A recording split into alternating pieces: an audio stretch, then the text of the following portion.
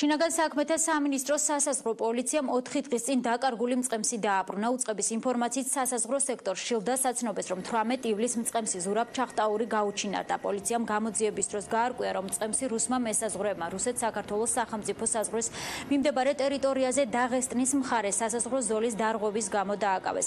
ასევე გაირკვა, რომ ზურაბ ჩახტაურს სასაზღვრო ზოლის მიმდებარე ტერიტორიაზე ცხრის ძოვების უფლება და სპეციალური საშვი ჰქონდა. გუშინ რუსმა მესაზღვრეებმა ქართული მწყემსი საქართველოს შინაგან საქმეთა სამინისტროს სასაზღვრო პოლიციის ბლოკ საქუშაგო ვებოს დაასაცა მონაკვეთზე ქართულ მხარეც გადმოსცეს.